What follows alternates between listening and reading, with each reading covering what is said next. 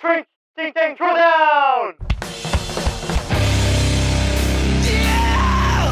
On this week's Throwdown, we have Apricot Ashley demo the workout. We've got overhead squats, rowing, and box jumps. And we release these workouts right here on YouTube for your viewing pleasure every Thursday at 1 p.m. Eastern Standard Time. For your viewing pleasure.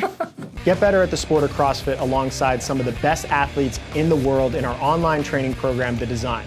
Head over to our website, trainingthinktank.com/DSGN to learn more. Welcome back to the Throwdown. Mia, tell them what the workout is. This week's Throwdown is a 15-minute AMRAP of 10 overhead squats, 10 cals on the rower, and 10 box jumps. To get on the leaderboard, check the link in the description down below. There you'll find a warm-up as movement standards and a scale. Travis is making me nervous. Remember, if you do the workout, use that hashtag, Jesus. And we'll repost you on our social media. Stay tuned until the end of the episode. I'll walk through the whiteboard, all three movements, give you some tips for each one, and give you some targets in terms of scores and how to attack the workout. This week's demo athlete is Ashley Wozney. Her and her boyfriend Dylan Pettit are both in our online training program, The Design, which prepares you for competitive CrossFit. Let's hear what they have to say about it. This dude bought me a Oh yeah, that's a crazy story. $6,000 Siberian Husky. That she, like some random person, like literally that went to the gym. We barely knew for a month, right? Yeah. And no joke, bought her a dog. Just bought her a dog. He goes, "What kind of dog do you want?" She goes, "I like Siberian Huskies." I thought it was kind of like a hypothetical thing, Yeah. and then next thing I know, this dude drives me into the middle of nowhere. I thought I was gonna get murdered, and we just pick up this dog, and it ended up being like $6,000. I still have it. Her name's Nala. We found out, I think he was trying to get to me to get to you, because next thing I know, he asked if he could paint Dylan naked. He did some beautiful art, really He great. didn't actually do the artwork, but he just asked. Yeah, it was him. He wanted to paint Dylan naked. I think he wanted to make a statue out of you two. I don't know. He was an artist. That's all we know. Yeah, he was an artist. He's great with his hands. So yeah.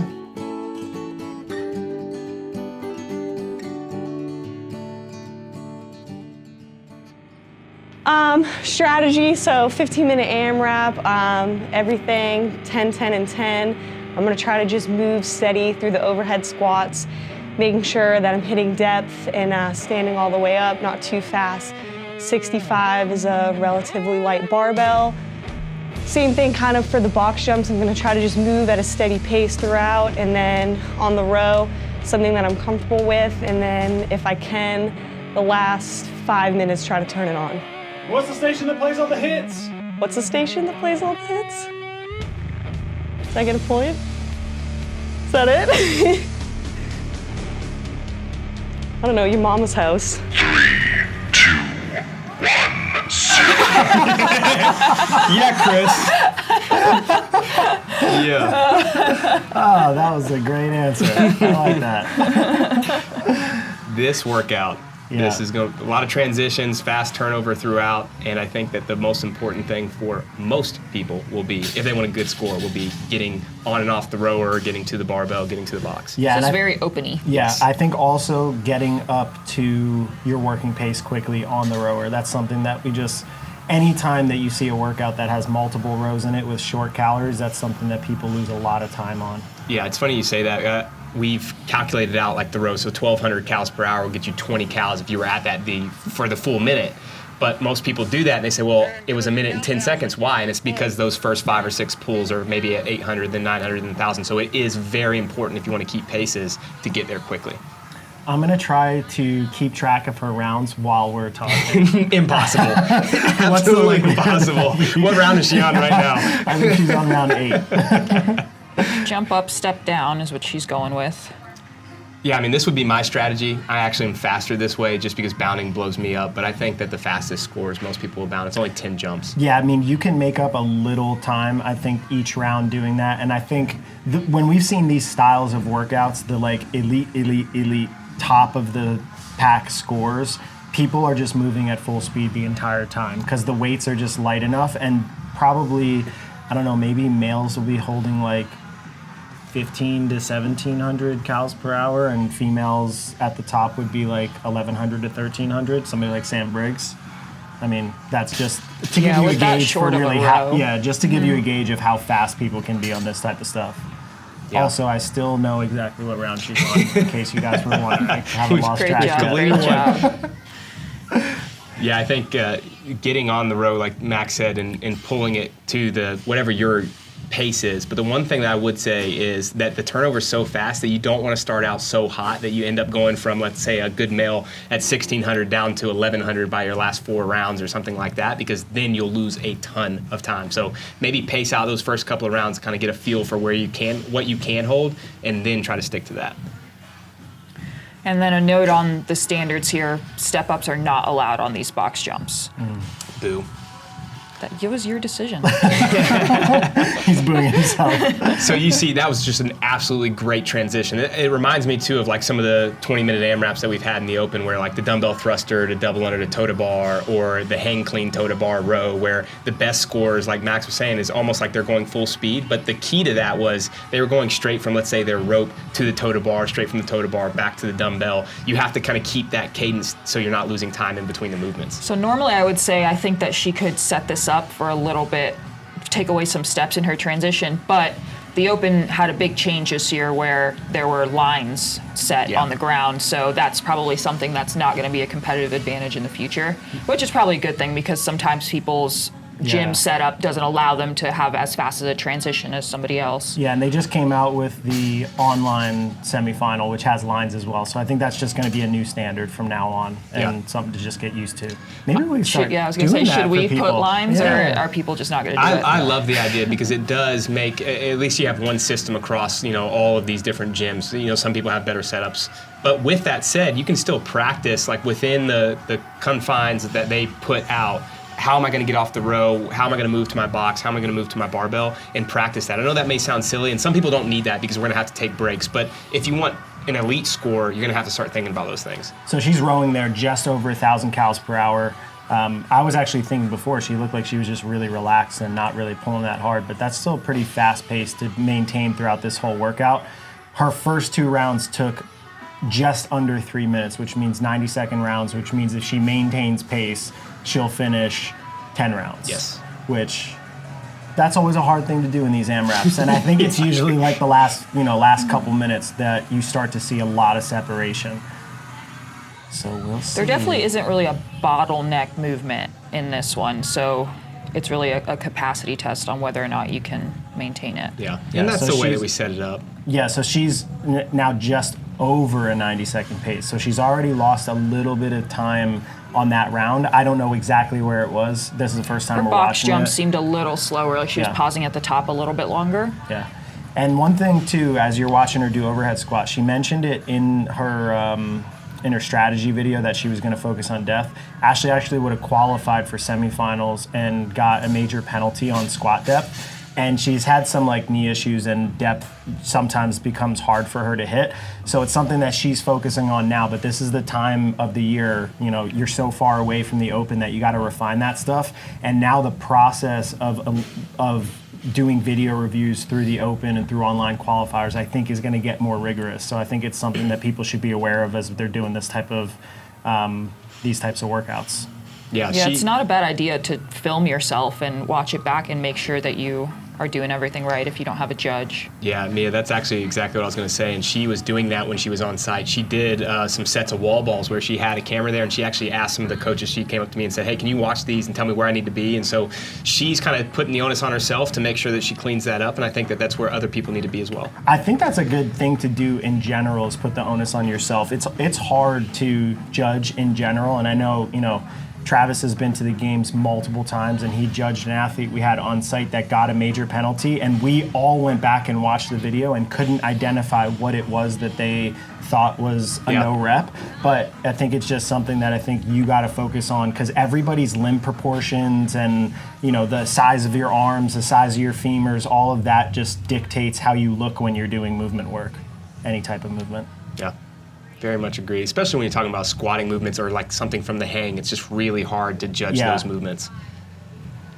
Well, she's hitting depth really well here. Good job, Ashley. It's working. All right, so she was 6:24 finishing round 4. I'm still on track, keeping good count. Yes, but good job, that Max. means her pace is still, deteriorating a little bit each round. So the way that you correct that is basically either start a little bit slower and try to maintain your pace. Like sometimes you can even just say like, hey, I want to start around every minute and 40 seconds and try to maintain that through the whole 15 minutes, or go out That's not fast. what Brandon does. No, definitely not. I can't. I don't know what you're talking about. Brandon says go out hot and deal with it. Yeah, I think honestly it's a better Sorry. strategy. The second one or the first one? The second one. Yeah. Well, the problem is now is that the best in the sport are doing that, and they can hold on to the pace. Right. So that's the challenge that most people run into. For most athletes, though, you do need to pace and then learn how to go out a little bit hotter each time and kind of deal with that pain. Yeah, I think pacing, but still understanding that the pace is fast, not full sprint, which is what some people do. They'll sprint one round and then explode. It's not that, but I think going out knowing that you're going to deteriorate a little bit, because you've never done a movement, or a workout with this same exact structure before and dealing with this same exact fatigue. Whereas perfect pacing, generally, if you see it like in a running workout, people have done so many running workouts to start to learn what that pace is like. And some of the best pacers in CrossFit are doing 20 Metcons a week, so they build so much more volume than most of us can handle. Well, this is probably a good workout to test yourself on that, on going out a little faster and just seeing what happens and what you feel, because there isn't it's not like a big set of chest to bars where you're going to blow up and implode. Yeah, or strict handstand push-ups or a limiter like that. Yeah. It's really hard to kind of figure out pacing based off of someone that's like a good runner versus stuff like this, or even like a triathlete. There's 3 movements that they have to get good at, and then they can really dial that in. Whereas, again, a sport like this, there are so many different combinations and different types of limitations that may come up. So it is practice. This is actually a really good angle to catch it. So she just got to her over 1,000 calories. It took her 8 seconds. So that's what we were talking about before in terms of number of pulls that it takes and how fast you can get to that dictates a lot when it comes to separating between, like just making it to semifinals and being like a world-class semifinal score. It's just You something to always take say into 3 consideration. pulls, which is fine. I like 5 seconds, because sometimes when I'm blown up, I don't have the power in my legs to do it in 3 pulls, so I will do like shorter pulls, and maybe it's 4 or 5, but I try to still get there in 5 seconds. That's 5 also seconds is a good marker. Yeah, it's also something too that you have to keep in mind that it requires practice as well, because you could blow yourself up more by trying to create too much force in the row to get it to that working pace. So sometimes that can come back to bite you. But in a setting like this where you're just practicing, it's not necessarily for a qualifier, then maybe you try to get it for 3 pulls or 5 seconds, as Mia said, and see if you can do that each time. Max is about to pick up the worm in the background. I was just helping out. That's my one worm clean. That's why they made it to the games. Yeah, I think so. Wow, that looks smooth. Nailed it. I feel like you'd be good at the worm. For 5 reps. You could pick the worm up by yourself. All right, so she finished 6 rounds like 9:40 something. So now it would have been 9 minutes if she had maintained that pace that she held for the first 2 rounds. So she's off pace a little bit. One thing I noticed on the last overhead squat, which I just missed, is that she started to slow down a little bit and pause at the top of each rep.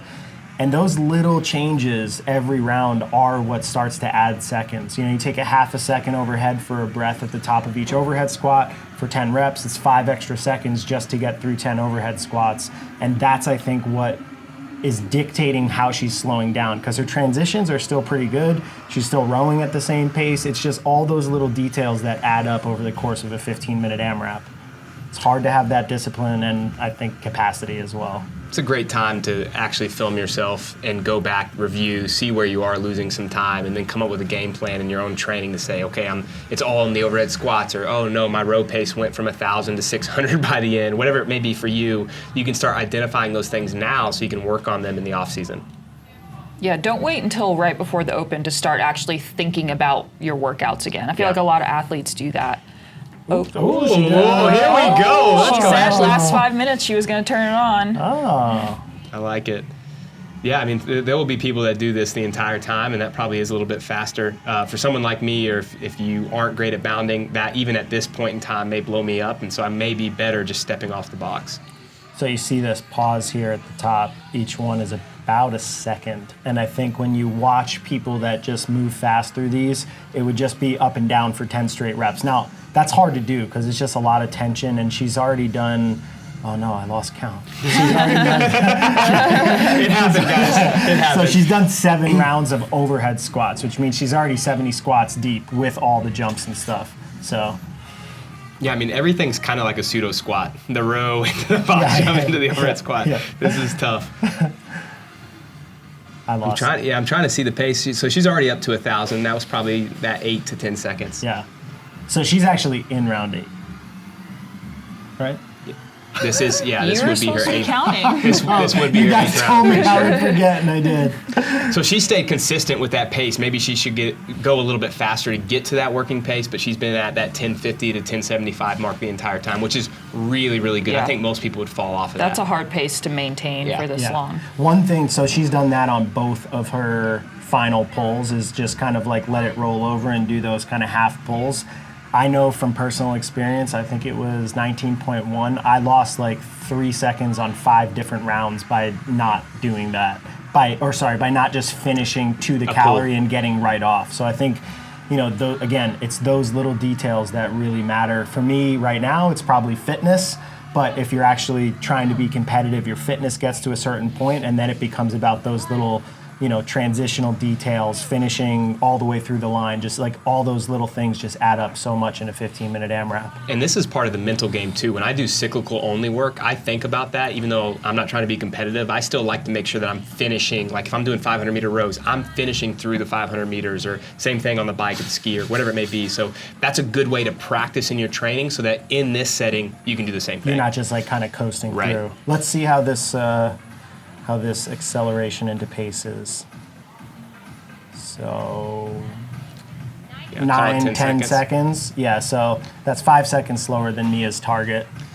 Yeah, I mean, she's picking it up over I'm not what she saying was. I'd be able to do that the whole time, but I will try. It's a target. Yeah, it's a target. It definitely is a good target to have. I mean, even if it's a difference in 1 calorie each round, if you're doing 9 or 10 rounds, that's, 20, 30 seconds ahead of the field.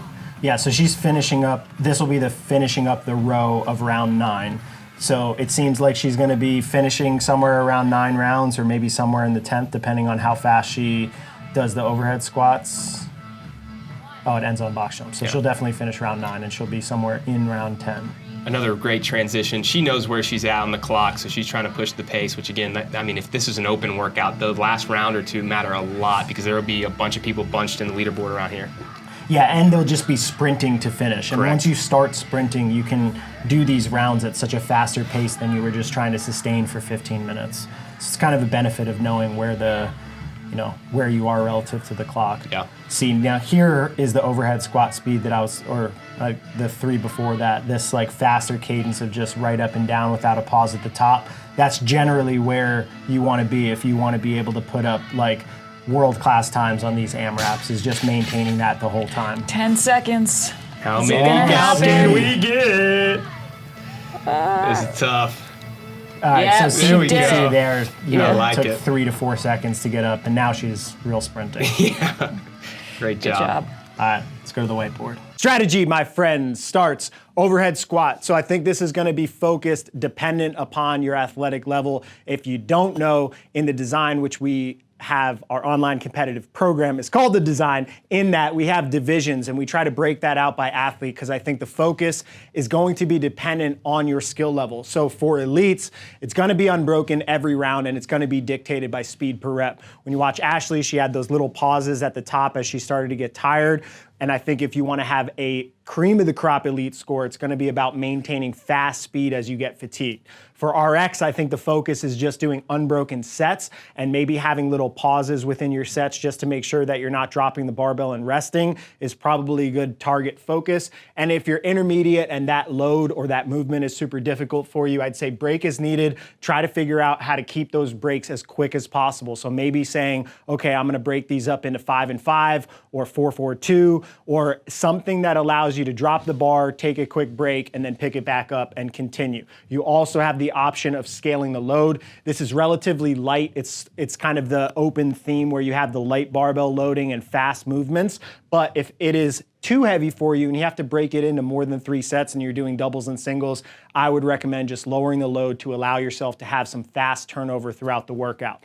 For rowing, as we talked about a bunch in this, and I think this is for all athletes, 3 pulls or 5 seconds. I think Mia's cue of 5 seconds is probably better because some people can take those short, aggressive pulls to get the flywheel spinning. So 5 seconds to get to your working pace as a target. That's a pretty fast acceleration. It's definitely difficult to do if you're breathing and you're under fatigue. So extend that out as needed. The slowest one we saw from Ashley when Chris was actually filming the monitor was 10 seconds. So try to make sure that you're under that or as fast as you can after 5 seconds, but try to be mindful of how long it's taking you to get to that working pace, because that's where a lot of the time is lost in these types of workouts. For elite females, a target would be around where Ashley was, I think over 1,000 calories per hour. Above that, above the pace that she was holding is really, really, really going to be a big separator. And I think for males, above 1,400 calories per hour is a good target.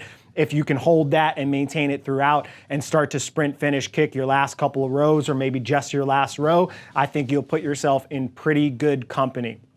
From there, just titrate it down if you're not elite, maybe minus 200 calories per hour, minus 100 calories per hour. There could be some intermediate athletes that are on the bigger end of the sport that can hold these paces but maybe lose times on the other part. And there might be some intermediate athletes that are smaller in stature that have, or elite athletes that are smaller in stature that have a hard time holding these paces but can make time on the other components of the workout. So these are just guidelines. They're not exact. I don't think every elite score is going to be here, and I don't think that just holding those paces will guarantee an elite score, but I wanted to give you some sort of a frame of perspective to attack that row. For the box jump, elites, rebound, I think you saw Ashley go through and she did jump up, step down. She maintained a relatively quick cadence in the beginning and it started to deteriorate a little bit. If you want a top score on this, I would say rebound the whole time.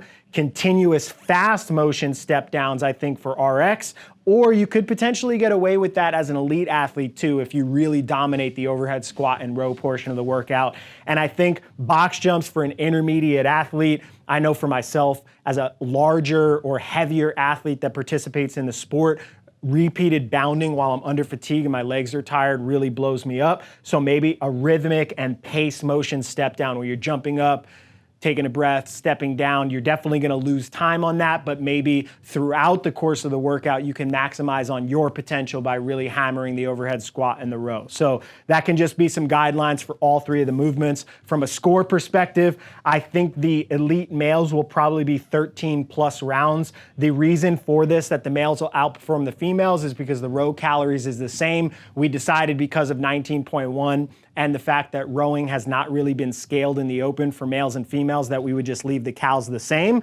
But that means that the males obviously are gonna row faster because they're larger in stature. So that means they're gonna get through that row component faster. And when you multiply that through for 15 minutes, I think we'll see over 13 rounds from the guys.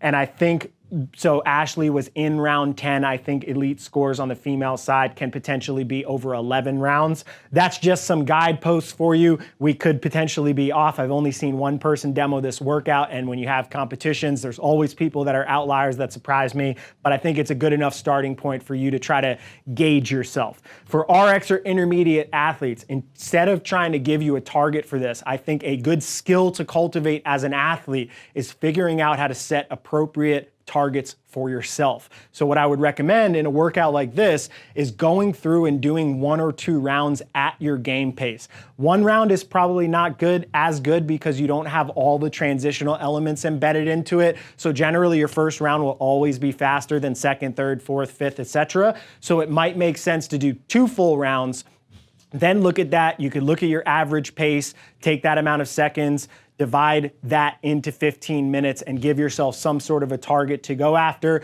Then if you have a judge or a coach that's with you, they can kind of keep you on target and let you know if you're on pace or off pace. This is how you can build more efficient strategies for yourself in these open qualifier style workouts. When you first see them, you've never seen anybody do them and you're trying to figure out how to maximize your score.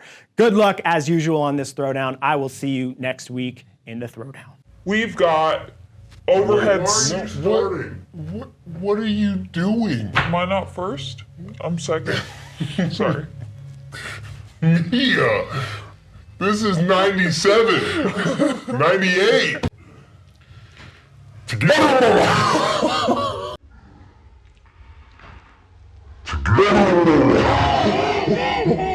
It's a wrap, you know what I'm saying? Your boy Project Patar in this thing, man. Hey, look, man, thank y'all for watching Training Think Tank's YouTube channel. Y'all hit that motherfucking subscribe button, you know what I'm saying? So y'all go ahead, man. Thank y'all for watching the channel, you know what I'm saying? Hit that motherfucking subscribe button, let it be known, what it be known, what it be known, you know what I'm saying? Patar.